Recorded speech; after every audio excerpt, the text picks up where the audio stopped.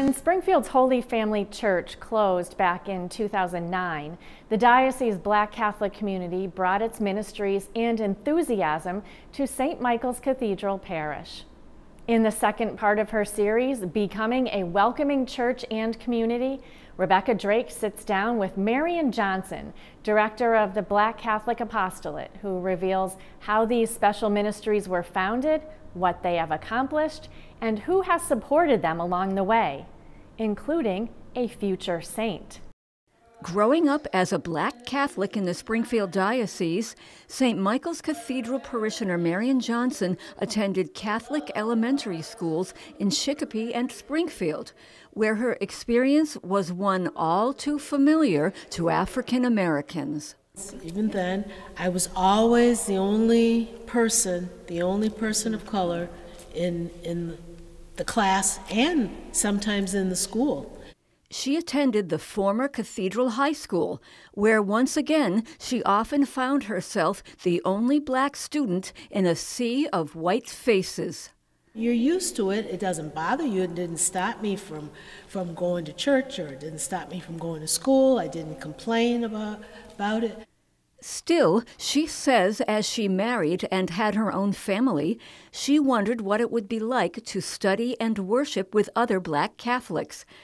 And in 1987, when the diocese's first Black priest, Father Warren Savage, brought a group of Black Catholics to the first National Black Catholic Congress in Washington, D.C., her eyes and her heart were opened. And we got out there, and I could not believe my eyes. All of the Black people that were there, they were all Catholic. They had priests, they had nuns. I had never seen a Black nun before, not in person. Local Black Catholics have continued to attend the Black Catholic Congress gatherings, which are held every 5 years. But this first one was life-changing for Marion and the other Black Catholics in the Springfield Diocese. And the way that we were praise and worship, and the masses and all the prayer services, I just could not believe that I was there. And that was like my aha moment. When the local parishioners returned to the diocese, they got busy.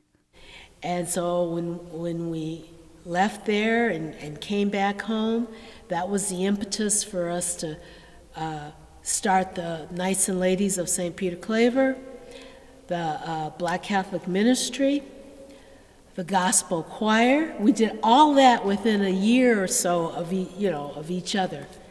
And we've been trying to go strong ever since.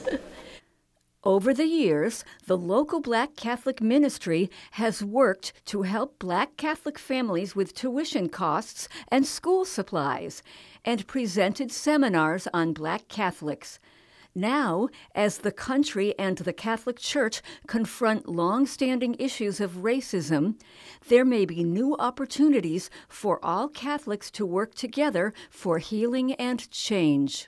The Black Catholic Apostolate is not limited to just Black people or people of color.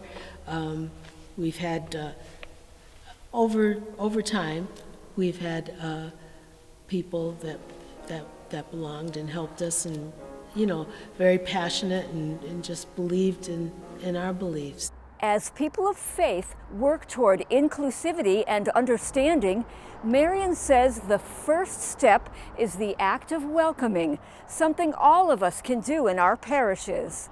It's very important that we as Black people are welcoming, and that we take the first step, especially when people come here, or when they're coming to our church, and not be standoffish. Go up to them and find out, and invite them. And while the formal gatherings, the conferences, seminars, and Bible studies can help promote racial unity, social gatherings like the weekly coffee hour are just as important. We have done this since Holy Family School was in existence. Every Sunday, we come together for coffee and donuts, or sometimes we have speakers if it's a special occasion. We have parties. Looking forward to more opportunities for sharing and learning about each other, Marion acknowledges the scars of the past, the segregation and the exclusion experienced by Black Catholics, including her own parents. But even then, in 1940s Louisiana, there was support from a future saint, Catherine Drexel. Sister Catherine, or Mother Catherine, I believe is how my mother referred to her, opened a school in their town and taught them there. And, she was the one that was responsible for my mother and my father getting schooled. Inspired by a saint and by all those who have supported Black Catholics along the way, Marion believes better days are ahead. I think that that's what I'd like to leave this whole thing with, is that you have to give other people an opportunity and give them a chance, and just believe that things can change. And it doesn't take a lot of work to make something change. Learning from the past, looking toward the future, and working together to build God's kingdom in Western Massachusetts. For Real to Real, I'm Rebecca Drake. As the pandemic restrictions are lifted, Johnson says she hopes to welcome new members to the Gospel Choir, the Knights and Ladies of St. Peter Claver, the Black Catholic Apostolate, and to all of the special gatherings hosted by the Black Catholics, including that beloved coffee hour. Contact information for the Black Catholic Apostolate can be found at a link on iobserve.org.